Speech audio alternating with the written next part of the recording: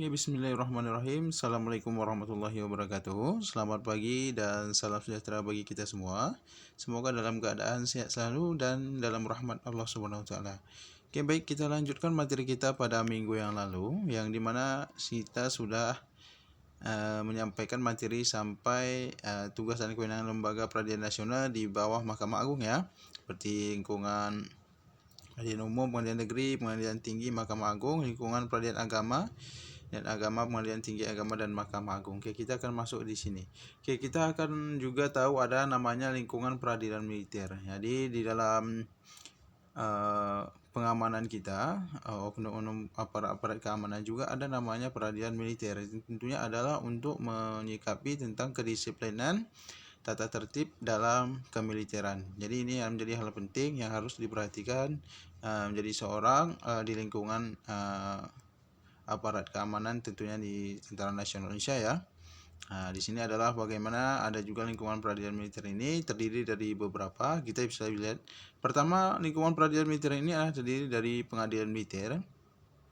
Nah, ini pengadilan militer bagi tentara-tentara yang ini ya, melakukan pelanggaran ataupun hukum-hukum kasus-kasus tertentu yang mencemar nama baik daripada tentara itu juga. Kemudian ada pengadilan tinggi, pengadilan militer tinggi, ada pengadilan militer utama, dan pengadilan militer pertempuran. Nah, jadi dalam bertempur juga ada pengadilan kalau melakukan suatu tindakan, pengadilan tinggi juga kalau misalkan tidak bisa diselesaikan bisa masuk ke pengadilan militer tinggi. Kemudian ada pengadilan militer utama, dan kemudian yang terakhir adalah pengadilan militer pertempuran.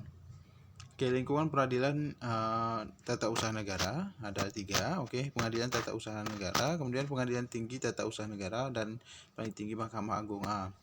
Pengadilan tata usaha negara ini sama seperti yang kita sampaikan pada minggu yang lalu, pada penjelasan minggu yang sebelumnya, ya, ini tentang tata usaha negara. Apabila tata usaha negara ditetapkan tentang tindakan-tindakan ini sebagai kasus yang pertama, kemudian kalau misalkan tidak bisa diselesaikan maka dibandingkan ke yang lebih tinggi, pengadilan tinggi tata usaha negara. Dan ini juga kalau misalkan belum ini maka akan naik ke pengadilan yang paling tinggi, yakni pengadilan Mahkamah Agung di Mahkamah Agung yang kita tahu ya. Kemudian tingkat peradilan, ini yang tingkat peradilan nasional. Ini seperti yang disampaikan pada yang sebelumnya, peradilan tinggi negeri, pengadilan agama juga, dan pengadilan militer. Ini yang menjadi tingkatan pada tingkat peradilan nasional. Yang pertama adalah pengadilan pertama, ini disebut dengan pengadilan negeri. Kemudian dibentuk atas keputusan presiden.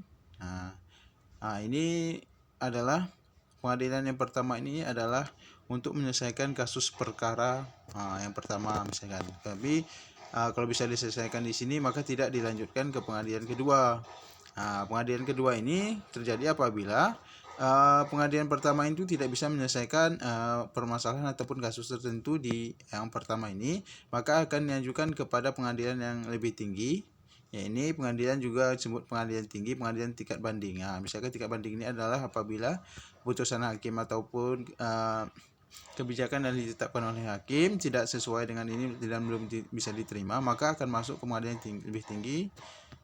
Ini lebih tinggi ya, misalkan kalau pengadilan masih di kabupaten, masih kalau nanti naik di provinsi. Kemudian ini kalau misalkan tidak bisa diselesaikan juga, maka akan menjadi diselesaikan di kasasi oleh Mahkamah Agung sebagai mahkamah paling tinggi ya, ataupun peradilan paling tinggi di secara nasional. Jadi puncak peradilan. Jadi apapun masalah yang ini akan diputuskan oleh Mahkamah Agung. Di sini adalah puncak peradilan memutus permohonan kasasi. Jadi misalkan ini pun belum ini, maka di MA yang akan memutuskan segala tindak keputusan ataupun kasus tertentu.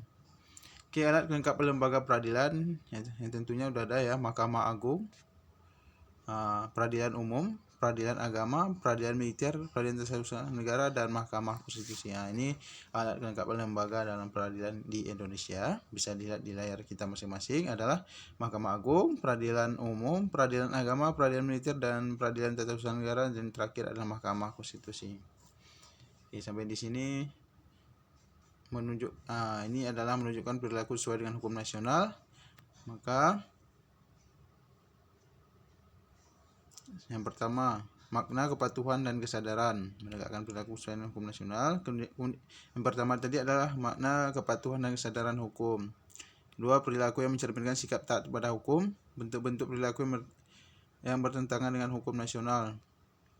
Akibat ditimbulkan yang perilaku melanggar hukum dan arti penting hukum dalam kehidupan bermasyarakat, berbangsa dan bernegara. Ini adalah menunjukkan perilaku sesuai hukum nasional. Kemudian ini makna kepatuhan dan kesadaran hukum. Ini tahukah Anda makna dan kepatuhan kesadaran hukum? Kepatuhan terhadap hukum mengandung makna adanya perilaku menaati peraturan yang berlaku. Jika tujuan hukum yang dicapai seutuhnya, setiap warganya hendaknya memiliki perilaku sadar hukum. Perilaku sadar hukum timbul atas kesadaran pribadi tanpa ada paksaan untuk menaati peraturan hukum itu sendiri. Jadi makna hukum ini adalah untuk patuh kita terhadap suatu ketentuan tertentu yang tujuannya adalah seutuhnya untuk kepentingan masyarakat juga yang banyak. Jadi itu seharusnya kepatuhan itu adalah timbul dari kita sendiri, bukan dari orang lain. Nah, ini kita sebagai warga hukum, warga yang tinggal ini harus sadar bagaimana hukum itu mengatur tentang kepatuhan, tentang bagaimana untuk mengatur kita juga, untuk sadar untuk kepentingan kita juga bersama. Maka dari itu perlu bagi kita semua untuk menaati hukum. Kemudian perilaku yang mencerminkan sikap taat terhadap hukum adalah pertama di lingkungan keluarga, sekolah, masyarakat. Tentunya paling umum adalah di negara kita ya, bangsa dan negara. Yang kecil dari keluarga dulu, di sekolah, masyarakat, dan pun negara, ataupun dibalik yang dari tinggi dari bangsa dan negara, kemudian ke masyarakat, sekolah, keluarga, seperti itu. Bentuk-bentuk perilaku yang bertentangan dengan hukum nasional. Ini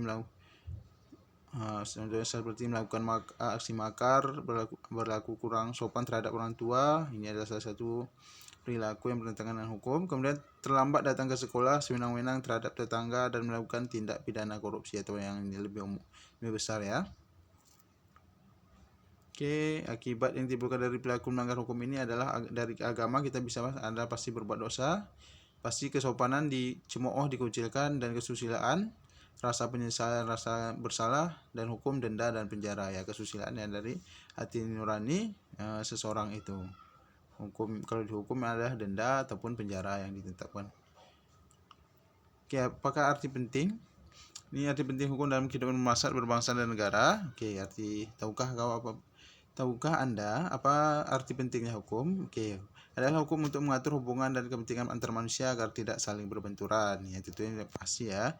Pasti pihak yang kuat tidak berlaku sewenang-wenang kepada yang lemah. Hukum hadir menciptakan sebuah kehadiran antara hak dan kewajiban, melindungi masyarakat lemah serta memberikan kepastian hukum terhadapnya. Jadi semua yang ada ini tentunya adalah untuk bagaimana mengatur hubungan. Hukum ini mempunyai arti yang sangat penting dalam kehidupan kita supaya tidak terjadi berbagai pandangan ataupun cara pikir yang hidup antara satu dengan lain. Ya, ini tentunya dibuat hukum ini untuk kepentingan bersama supaya tidak terjadi perselisihan ataupun yang lain sebagainya.